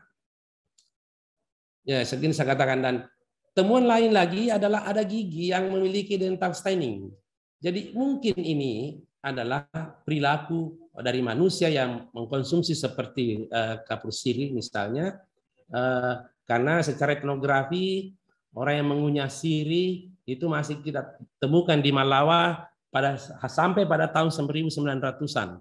1999 orang masih menggunakan kapur sirih di Malawa.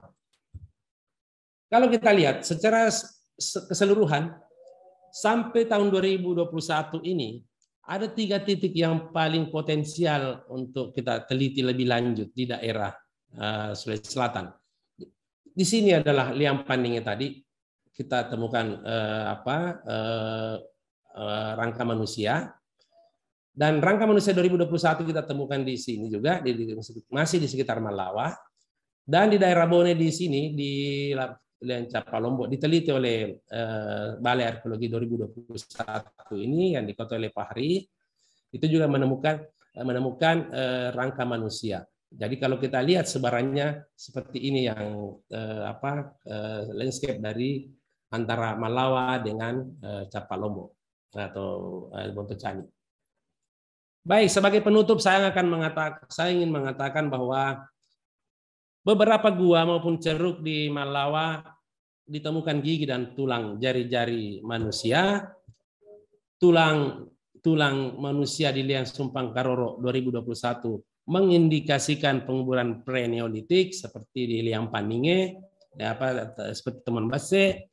Kemudian temuan rangka manusia dengan segala jenis dan bentuk artefaknya telah menyajikan data yang berarti untuk pengembangan pengetahuan dan penggambaran fase kebudayaan di Sulawesi Selatan. Saya kira Prof. Steve, ini yang bisa saya sampaikan dari hasil penelitian kami dan dengan perbandingan temuan-temuan yang ada sebelumnya.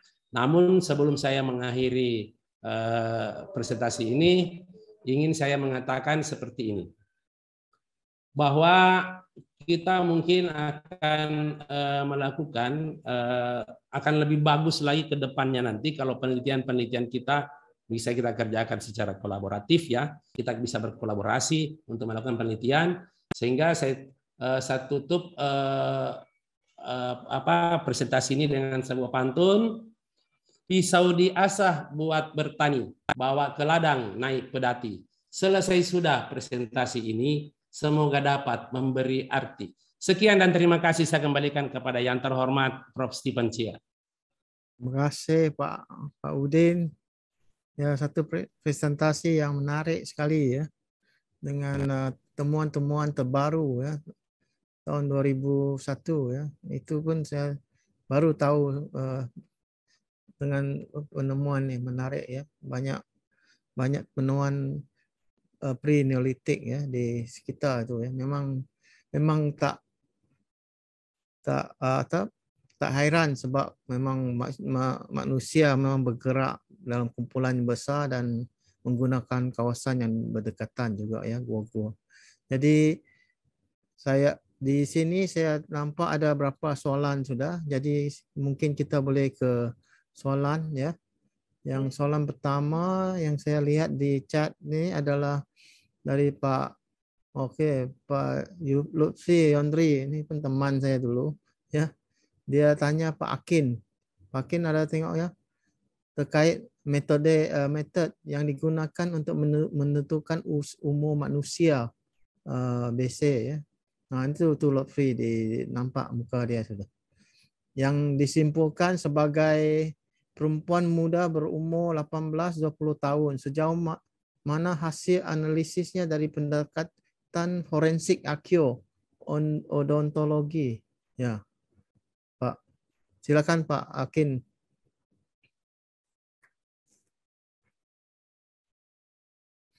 Pak Akin tak buka mic lagi, tak dengar.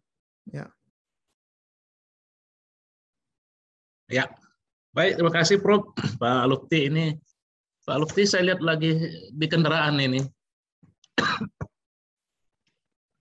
Ya, jadi umur BC ini metode apa untuk mengetahui umurnya? Jadi kita sudah mengirim ke laboratorium ini carbon dating telah dilakukan untuk mengetahui umur terkuburnya ya, umur terkuburnya. Kemudian dari umur dia meninggal atau mati, itu kemudian kita lihat dari ciri-ciri fisiologis dari rangka BC ini, bahwa ini adalah, dan itu juga dibuktikan dari hasil analisis laboratorium, bahwa umurnya awalnya kita berpikir tidak lebih dari 20 tahun rangka ini waktu dia kemudian meninggal. Kemudian tentang analisis lebih lanjut tentang DNA, saya kira saya tidak terlalu paham dengan DNA. Makanya kemudian kita meminta bantuan ke laboratorium, tetapi di artikel yang terbit di Nature, semua lampirannya jelas di situ, bisa kita lihat. Ya, bagaimana prosedur analisisnya seperti itu, sehingga kemudian kita menghasilkan kesimpulan bahwa ini mengandungi DNA Denisovan seperti itu. Mungkin itu singkat dari saya, Prof. Steve. Oke, Pak Akin. Pak Lutfi ini masih di kendaraan Lutfi ada soalannya. Iya, nggak apa-apa, sambil di kendaraan. Ini diskusi yang sangat menarik. Kebetulan 12 tahun terakhir saya mengembangkan pendekatan arkeologi di ranah forensik odontologi. Nah, kita sebenarnya untuk menyatakan, tadi disampaikan oleh Pak Akin, 18 sampai 20 tahun perempuan muda, dan kita kembalikan ke masa budayanya. Sebenarnya kalau kita korelasikan dengan temuan rangka-rangka manusia pada masa prasejarah, apalagi di pre-neolitik, itu sudah termasuk perempuan dewasa seharusnya. Dan saya tidak tahu. Makanya saya ingin menanyakan dari pendekatan arkeodontologi, karena kita bisa melihat atrisinya, kemudian kariesnya, kemudian juga kita bisa mengukur umurnya dari hasil scanning radiometrinya dari ruang vulvanya. Yaitu waktu ke Sulawesi waktu itu, ke Makassar. Makanya saya berharap sekali teman-teman forensik odontologi di kedokteran gigi Makassar, kita barangkali di sana ada punya CBCT, kita bisa menggunakan alat mereka itu untuk mengukur lebih exactly tentang umur manusia hidupnya, kapan dia usia mati. Dan saya menyatakan dari hasil penelitian selama ini yang saya cobakan di forensik odontologi, di arkeodontologi di Fakultas Kedokteran Gigi Unpad, untuk umur 18 sampai 20 tahun itu sudah terkategori dewasa, Pak. Demikian, Pak. Yeah. Mungkin nanti bisa harapan Pak Hasanuddin untuk kolaborasi penelitian ini. Kebetulan kita di Kedokteran Gigi Unpad itu, Desa Penjajaran, kita punya ciri khas di CBCT, Combined Computer Tomography, itu bisa kita pakai lebih banyak untuk menganalisis manusianya untuk teman-teman arkeologi. Terima kasih, Pak. Terima kasih, Pak Lutfi. Terima kasih, Pak Lutfi. Nanti kita kolaborasi lagi, Pak Lutfi. Rupanya di Kedokteran Gigi Unpad bagus ini kita kolaborasi, Pak Lutfi. Terima kasih sudah buka jalan ke sana. Hati-hati, Pak Lutfi, lagi nyetir saya lihat ini. Ya. Sehat selalu. Amin. Oke, kita ada soalan seterusnya untuk semua ya, dari Dewi Arnum. Dalam bahasa Inggris ditulisnya, after the discovery of the Bessie fossil, which is generally a rare in Southeast Asia, where the discovery of this fossil changed the history of distribution of the origin of the ancestors of Sulawesi. Mungkin Prof. Adam, you want to respond to that? Yeah. Sure, no worries. Thanks, Prof. Stefan, and thank you, Dewi. Interesting question. Very difficult to predict at this early stage because there's still very little evidence. Bukti cuma masih hanya kecil, sedikit saja. But we hope with more research that we can find more samples of ancient DNA from the Tualians, as well as from other ancient humans elsewhere on the island of Sulawesi. So that's very important as well. So far, we have, one sample of ancient DNA from all of that whole region. I understand that the Max Planck team that we collaborated with, they're also working, they also have a paper, a preprint, which they've made publicly available, where they report on, I think it's about maybe a dozen or so new ancient DNA samples from Wallacea, including one from Topagaro, Liang Topagaro in, where is that? That's around Morowali in central Sulawesi, I believe, from research there. But they're not as old as Bessie. Bessie is very old, okay? But look, I think it's already we have from the ancient DNA study of, sorry, Chahaya is always going out.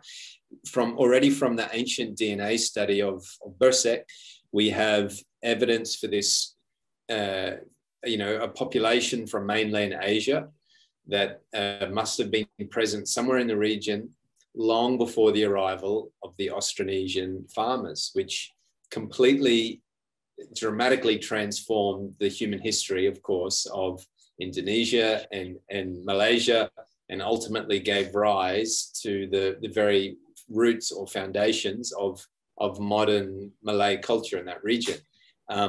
So already we have evidence for a new people in that region, which we haven't seen in the archaeological record, which we don't seem to see any evidence for in the rock art record. So already this is transforming our understanding of South Sulawesi. So it's very exciting times, a very exciting development, but still very early days. And this really stresses the need for more research, such as being led by Dr. Hasanuddin. We need more sites.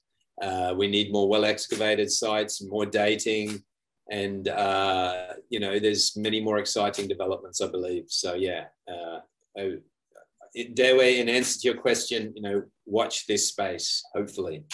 But thank you. Prof. Adam, ya. Ya, untuk translasi, Prof. Adam, secara ringkasnya bilang kita perlu banyak bukti lagi dengan sampel-sampel lagi daripada pre-neolitik dan juga sampel-sampel lain ya dari zaman lebih lewat juga. Kita cuma ada satu setakat ini dan kita perlu banyak lagi sampel ya. Jadi ini masih dengan penemuan Pak Udin memang menarik lah, banyak sampel sudah ya. Seterusnya soalannya dari Lutfi juga ya, untuk Pak Adam ya. Bagaimana pandangan Anda terkait pandangan biologi moden terkait ras manusia? What is the connection to this modern human race in terms of biological connection?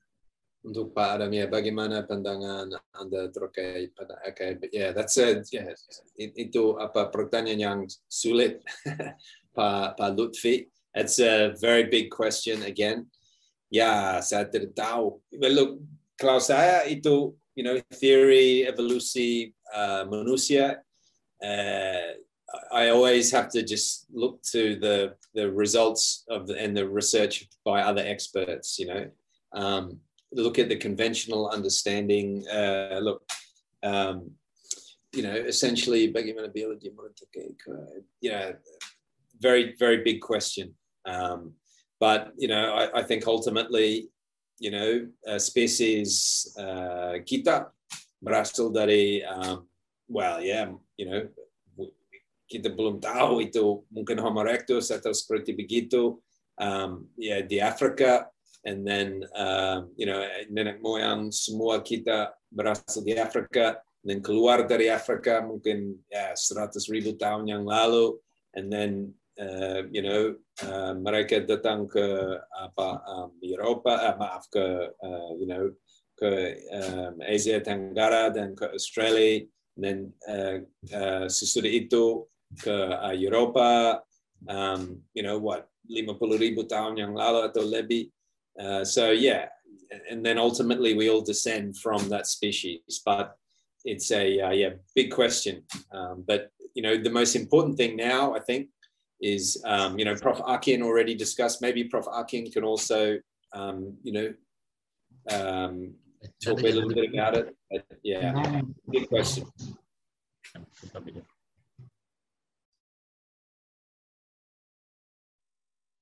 Thank you, Pak Akin, buka mic ya, tak buka lagi. Ya, jadi ini pertanyaan tentang hubungannya dengan ras manusia modern. Ini memang banyak sekali yang bertanya. Ya, bahkan di Indonesia banyak yang bertanya ke saya, apakah kemudian memang di Indonesia ada ras lain selain dua ras selama ini yang ada dalam sejarah kebudayaan kita, ras Austronesiaid atau Melanesia, lalu kemudian ras Mongoloid atau Austronesia, menurunkan Austronesia ini. Adakah ras lain?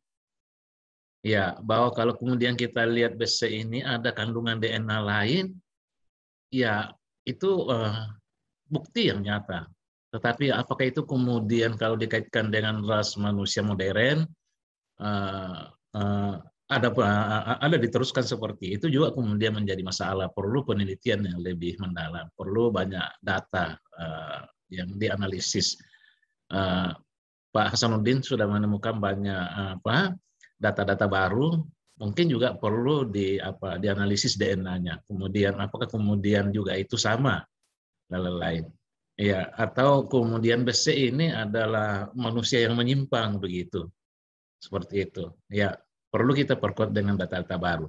Tetapi tentang pembagian ras ini memang kemudian kan dari pandangan ras manusia modern yang kita kenal selama ini.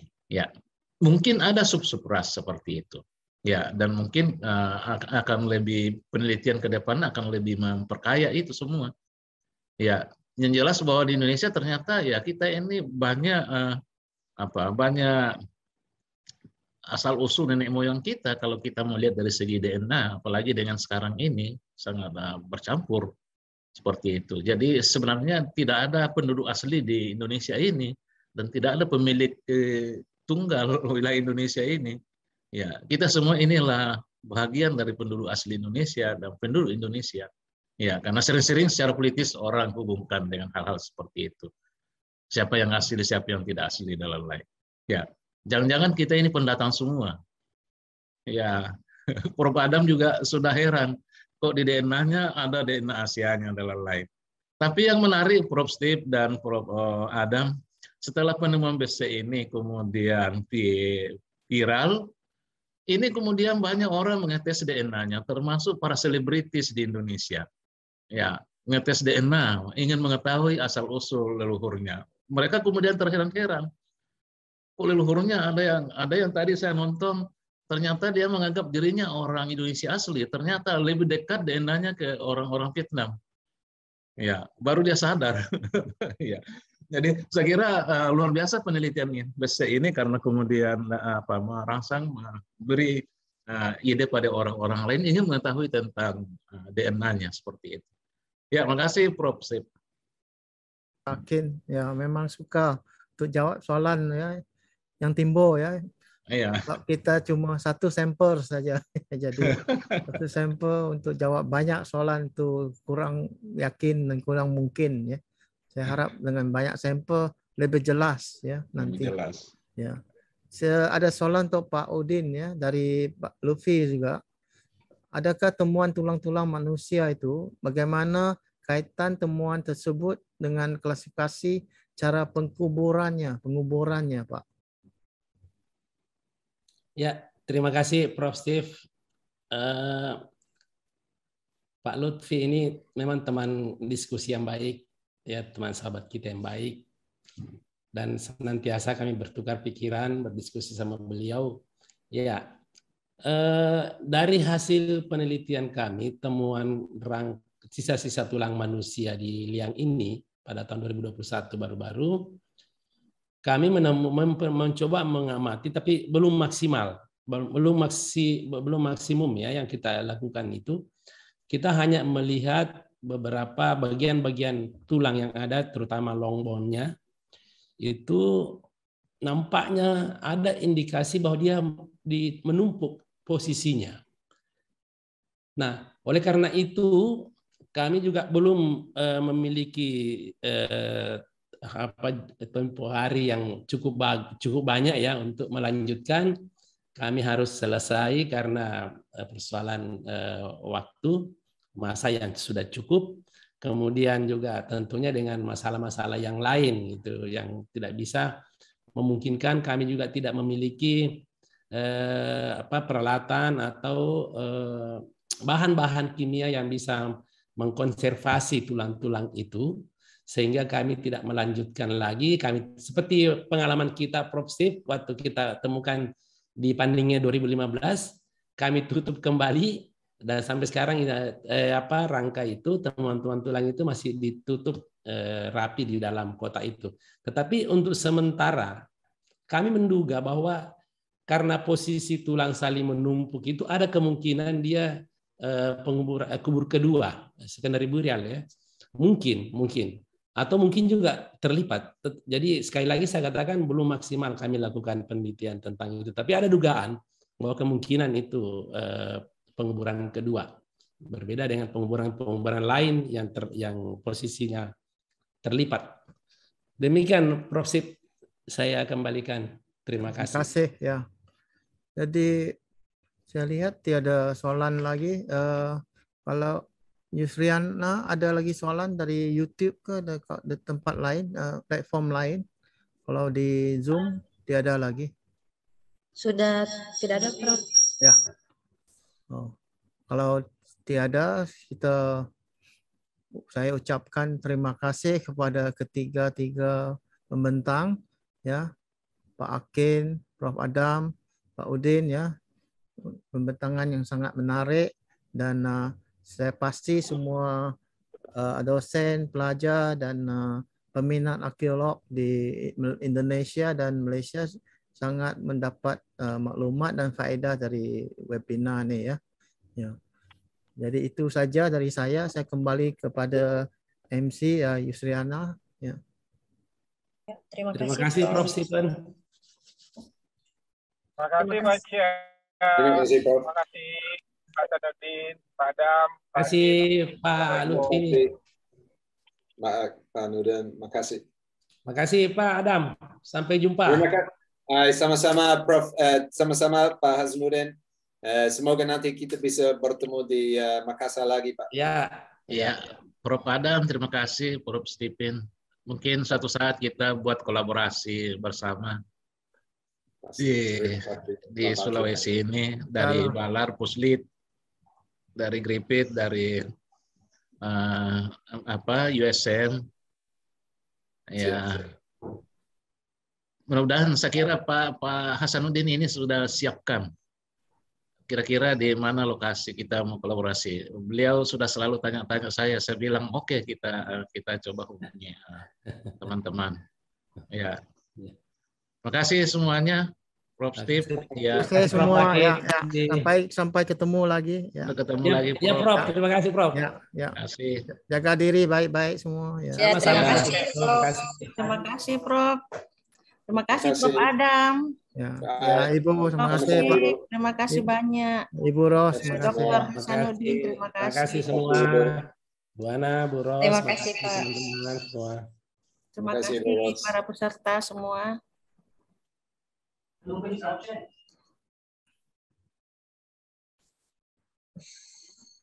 Baik, Kasih. demikianlah webinar pada hari ini. Terima kasih atas partisipasi segala pihak. Ya, Profesor sumbangan, terima kasih. Ya. Sampai jumpa di pada webinar. Pak Adam, nanti ketemu kita, Pak Adam. Ya. Ya.